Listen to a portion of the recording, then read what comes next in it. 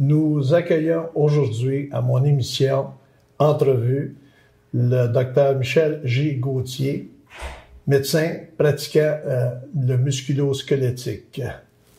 Bonjour, Dr Gauthier. Bonjour. Nous sommes ici aujourd'hui pour parler du sujet qui concerne le diagnostic évolutif. D'entrée de jeu, j'aimerais que vous nous disiez c'est quoi un diagnostic évolutif.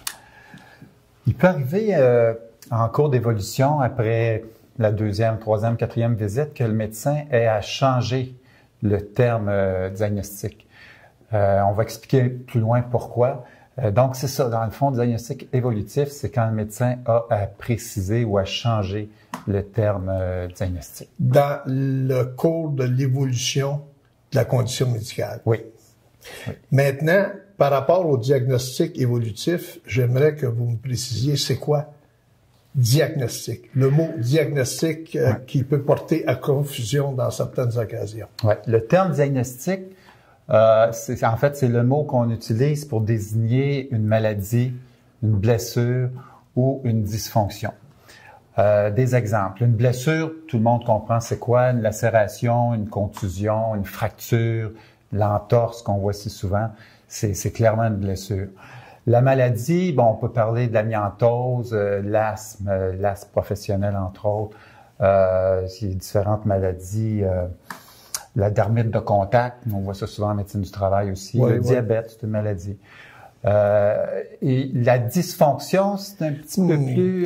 c'est ça, j'aimerais, parce que j'avoue que quand j'ai pris connaissance de mes notes, que le mot dysfonction, c'était déjà pas clair pour moi, qui est quand même un praticien, fait que j'imagine pour les gens qui peuvent avoir ce genre de problématique-là, j'aimerais ça que vous nous l'expliquiez d'une manière plus précise et même vulgarisée. L'expression. Oui, en fait, la dysfonction, c'est quand on a, quand l'anatomie ou l'intégrité anatomique est préservée, mais que l'organe ne fonctionne pas normalement. La façon la plus simple de le comprendre, c'est par des exemples. Prenons par exemple la fibromyalgie ou les syndromes myofasciaux, la myosite. Le muscle est préservé, mais il fait mal parce qu'il fonctionne pas normalement. Dans l'algodystrophie sympathique réflexe, là, le syndrome de douleur régionale complexe, là aussi, souvent, l'anatomie est grossièrement préservée, mais il y a des douleurs parce qu'il y a une fonction qui est pas compétente ou qui se fait pas normalement. Souvent aussi, il y a des zones grises. Hein. Tantôt, on parlait des blessures et des maladies. La tendinite d'origine professionnelle, c'est une blessure, mais c'est aussi une maladie. C'est quelque chose qui apparaît pas nécessairement suite à un traumatisme, alors que la blessure, elle, c'est clairement suite à un traumatisme. La dysfonction, c'est plus difficile. Souvent, ça vient plus loin en cours d'évolution. Donc, ça va être pertinent d'en parler dans le contexte du diagnostic évolutif. Je reviens sur... vous avez fait une mention. Vous avez donné comme exemple la fibromyalgie.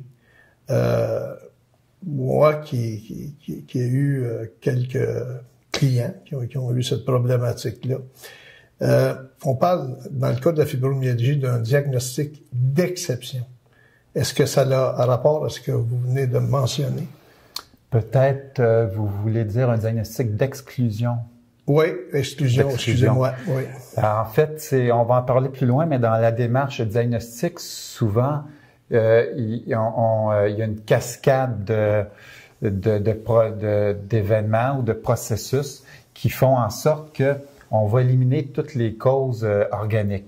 Exemple, on va éliminer l'arthrite rhumatoïde, on va éliminer l'arthrose, on va éliminer les causes qui sont plus faciles à identifier par les tests. Et quand tout ça a été éliminé, puis que le tableau clinique correspond à une pathologie qui est plus difficile à objectiver, ben là, on va par exclusion conclure qu'il s'agit d'un tel diagnostic. Donc, c'est pour ça que la fibromyalgie est souvent considérée comme un diagnostic d'exclusion. D'exclusion, dans ce sens-là. Maintenant, j'aimerais vous donner quelques exemples, puis j'apprécierais que vous me disiez s'il s'agit bien de diagnostic ou pas. Dans un cas de lombalgie, le mot lombalgie, est-ce qu'on parle de diagnostic à ce moment-là? Absolument pas. On voit ça souvent dans les dossiers CNSST et parfois même c'est accepté par la CNSST, mais la lombalgie, la cervicalgie, ce ne sont pas des diagnostics, ce sont des symptômes. Des symptômes. Des symptômes. Si on veut définir ce qu'est un symptôme, revenons à notre définition du diagnostic. Donc, c'est un terme qui désigne une maladie, une dysfonction, une blessure. Le symptôme, c'est une plainte rapportée par le patient. Donc, le patient dit « j'ai mal au cou », il y a une cervicalgie. Cervicalgie, c'est un synonyme de douleur au cou. Si le patient dit « j'ai mal au bas du dos », c'est une lombalgie. Si le patient a mal au bas du dos et que ça descend dans sa jambe jusqu'au pied, on va parler d'une lombosciatalgie. La lombosciatalgie, c'est un symptôme. Souvent, on voit ça dans les dossiers de CNSST comme étant accepté à titre de diagnostic. Mais ce n'est pas un diagnostic. La lombosciatalgie, c'est le symptôme d'une lésion, d'un diagnostic qui pourrait être, par exemple, une hernie discale ou une radiculopathie. À ce moment-là, je me souviens aussi on voit ça régulièrement, cervicalgie. Est-ce qu'on parle de diagnostic encore une fois ou on parle de symptômes? La cervicalgie, c'est, comme j'expliquais, c'est une plainte rapportée par le patient. Ça veut dire douleur au cou. Okay. Donc, c'est le patient qui nous dit « j'ai mal au cou », c'est une cervicalgie. À ce moment-là, est-ce que vous classez ça dans une plainte subjective ou une plainte que vous pouvez constater par la présence, je ne sais pas, d'échymose ou quelque chose? Bon, c'est intéressant que vous en parliez parce que là, il faut à ce stade-ci faire la différence entre un symptôme, un signe objectif qu'on retrouve à l'examen physique, et il y a aussi les signes paracliniques qui sont des manifestations de la maladie qu'on retrouve par les tests, qui sont mesurables ou qui sont objectivables par des tests paracliniques comme la radiographie, la résonance magnétique. Donc, si on veut démêler tout ça, le symptôme, ça serait intéressant pour le bénéfice des gens qui nous écoutent. Le symptôme, c'est la plainte rapportée par le patient. Le signe, c'est la manifestation de la maladie, mais par un examen physique. Donc, une manifestation qui est objectivable. Et le signe paraclinique, c'est ce qu'on retrouve dans les tests paracliniques. OK. À ce moment-là, je vous demanderais peut-être, pour continuer dans ce sens-là, la démarche qu'un médecin doit faire pour vraiment établir le diagnostic. Oui. En fait, c'est toujours la même démarche, que ce soit en musculo-squelettique ou dans le reste, les autres domaines de la médecine. Ça commence toujours par l'histoire. On doit questionner le patient sur comment c'est arrivé, le mécanisme de production, et comment ça se manifeste, donc les plaintes rapportées par le patient. On revient aux symptômes. Mécanisme de production, symptômes.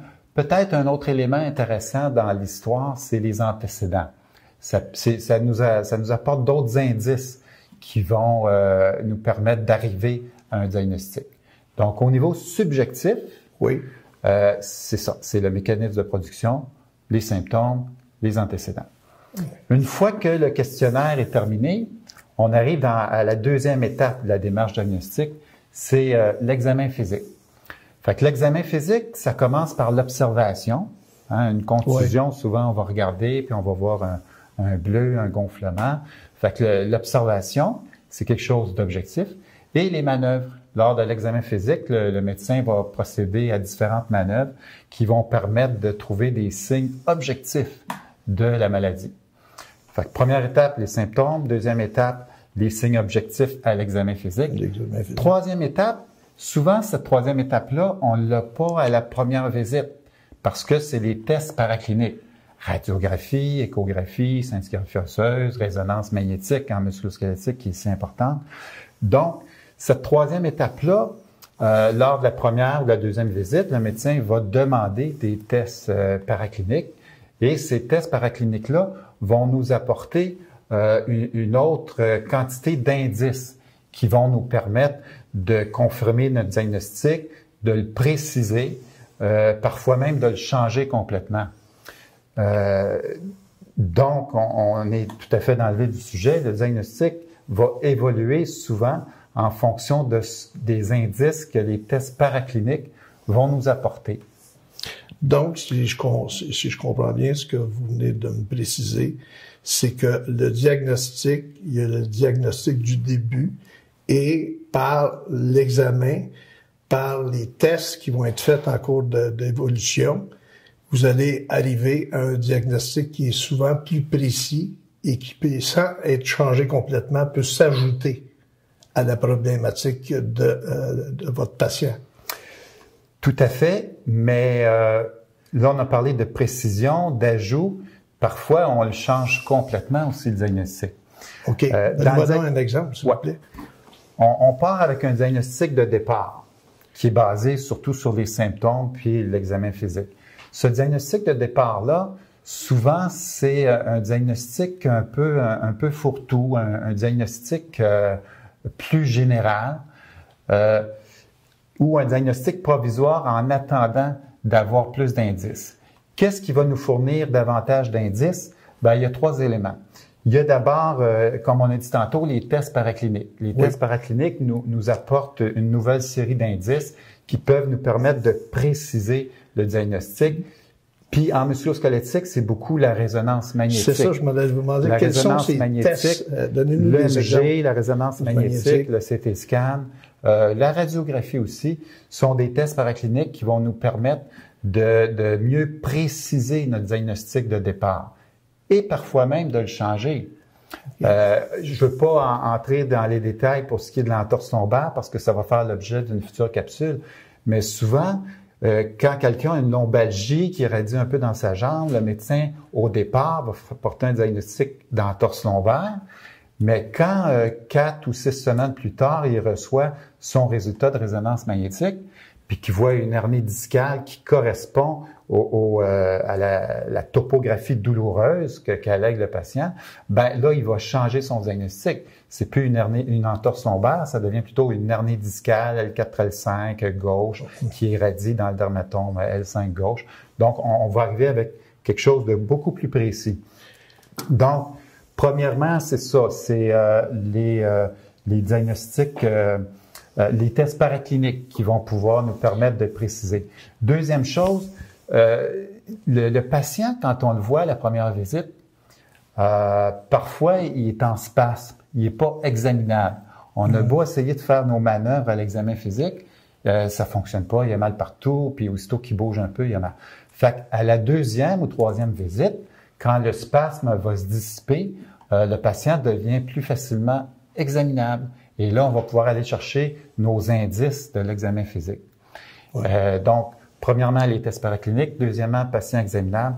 Troisième chose importante, c'est la compétence du médecin.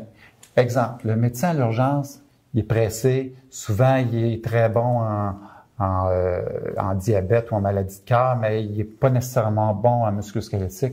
Fait que lui, il va faire un diagnostic provisoire en attendant que le patient soit réexaminé par un médecin qui a une compétence particulière en musculo-squelettique. Fait que c'est le 3e élément qui fait en sorte que on peut être appelé à changer un diagnostic parce que le premier médecin n'avait pas les compétences ou le temps pour faire un diagnostic précis. J'ai une dernière question à vous poser sur les signes paracliniques. Vous avez mentionné résonance magnétique, scintigraphie, vous en avez mentionné quelques-uns. Est-ce qu'il y a un de ces tests-là qui est plus précis que les autres? Ben, c'est trop variable d'une lésion à l'autre. Par exemple, la résonance, c'est très bon pour les tissus mous, les disques, les tendons, les ligaments, les muscles. Oui. Ça l'est un petit peu moins pour les os. Le CT scan est meilleur pour évaluer les os et les articulations. C'est de moins en moins vrai parce que les nouvelles résonances magnétiques sont de plus en plus précises. L'échographie permet d'avoir le mouvement.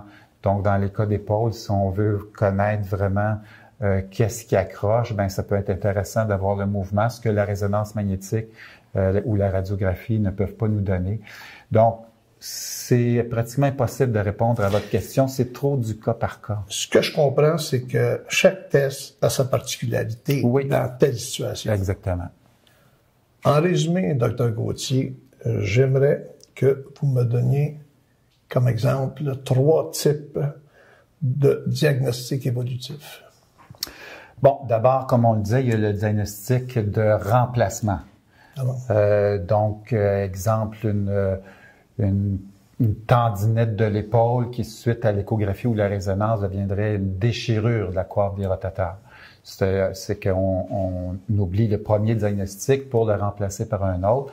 L'exemple le plus fréquent que plusieurs vont reconnaître, c'est l'entorse lombaire qui devient une hernie discale suite au résultat de la résonance magnétique. Deuxième type de diagnostic évolutif, ce serait le diagnostic de précision. C'est-à-dire qu'on a, par exemple, une entorse lombaire, puis suite au résultat des radiographies, du scan ou de la résonance, on voit qu'il y a 1 ou 2 discopathies importantes. Donc, on va parler à ce moment-là d'une entorse lombaire sur discopathie. On conserve le même diagnostic, mais on ajoute un élément supplémentaire. Dans l'épaule, on pourrait, par exemple, parler d'une tendinite de l'épaule, puis suite au résultat, on s'aperçoit que qu'il y a une déchirure du supraépineux.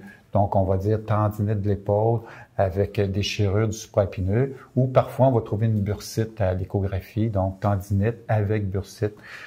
Donc, on remplace pas, mais on précise notre diagnostic. Et finalement, le troisième, ce serait un diagnostic de rajout. Un rajout. Okay. Exemple, on a une entorse lombaire qui irradie dans la jambe. On fait passer un EMG et on découvre que le patient a une radiculopathie S1 à gauche. Donc là, on va ajouter un nouveau diagnostic qui est entorse lombaire et radiculopathie S1 gauche. Donc, ça devient comme un deuxième diagnostic qui est relié au premier, mais on n'élimine pas encore ici le premier, donc c'est pas du remplacement, c'est un diagnostic de rajout. Merci, Dr. Gauthier. Il sera avec nous la semaine prochaine pour une autre émission, Entrevue. Le sujet, on continue dans la même veine, de diagnostic évolutif dans le cas de problèmes lombaires. Merci.